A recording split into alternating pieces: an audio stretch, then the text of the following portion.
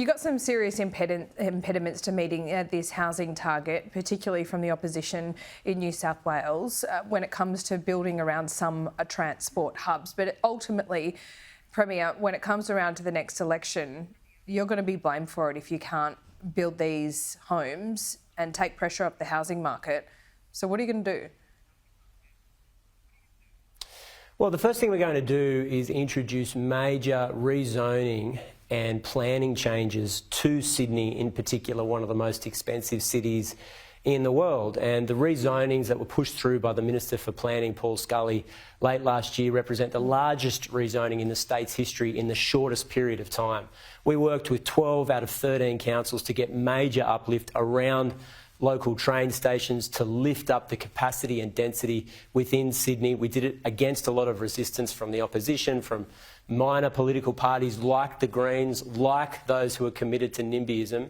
But that's the best thing we can do, the best lever we can pull to ease the housing costs on young Australians. I mean, there's a lot of factors that go into new private house builds, whether it's labour shortages, supply chain constraints, but the biggest impediment from our end is blockages with the bureaucracy and zoning changes, and we've attempted to comprehensively remove them. And it's blockages with the bureaucracy. It seems to be every step of the way, whether it seems to be the planning portal, whether it seems to be delays in getting developments up, it seems to be, red tape everywhere, builders turn. Since we last spoke about this, and we do every time we speak, Premier, have any improvements been made at that back end? Well, major changes have been implemented already as a result of those changes. Everything from extra floor space and extra height for private developers that want to include social housing in their development, to a comprehensive change to transport-oriented developments around major train stations and transport hubs, to what we call, it's kind of technical language, but R2, R3 or low, medium rise density changes that we hope to implement right across metropolitan Sydney. All of that's going to help to meet our housing targets and provide opportunities for young people to live and work in Sydney. I wanted to ask you about what's been happening in federal parliament this week, and that was the condemnation of the Greens. We know that your office was attacked by vandals as well.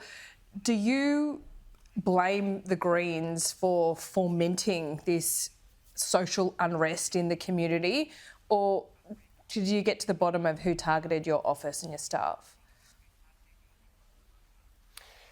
No, I haven't.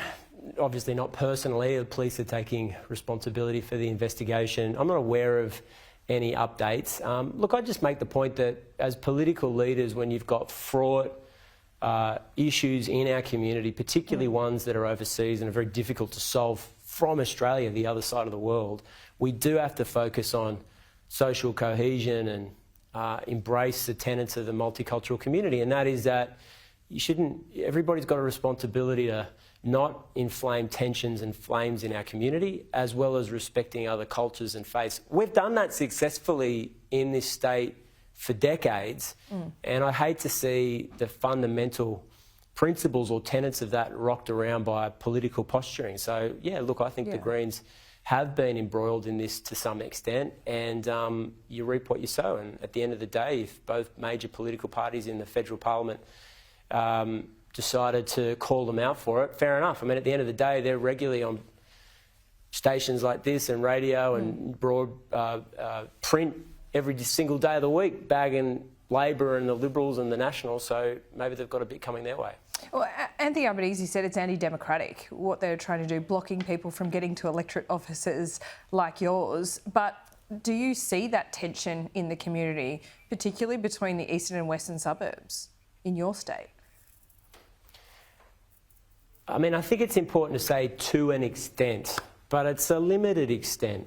Yeah. The vast majority of people that live in Sydney in particular are committed to this city and are proud Australians and recognise that people from different races and religions and faiths live side by side, and we love it. And in fact, there's kind of central tenet that runs right the way through multiculturalism, and that is that people want to live here. It's the best country in the world, and in some instances people have come to Australia to escape or flee a dangerous environment. So we've got to keep fostering that and recognise how great this place is. You've got to get going, Premier. Your time is running out with me today on the show, but I just quickly want to ask you about Jack's Law. This is in the wake of the Bondi Junction attack. Those laws will pass today? We expect them to pass today. They went through the lower house yesterday. They're super important for New South Wales. It's about changing the culture, particularly for young people, about carrying knives in our community. Last year, 20 people were murdered in the state with someone using a knife. And I have to say, Brett Beasley, Jack's father, has been such a passionate and empathetic advocate for change. And they wanted to ensure that Jack's death wouldn't just be a statistic and he wouldn't have died in vain. And I have to pay tribute to both his parents. They're wonderful people. I spent some time with them yesterday, and it's a privilege to know them, as well as pass and move this legislation. Yeah, they are great people. Premier, thanks so much for your time. We'll speak soon. Thanks, Laura.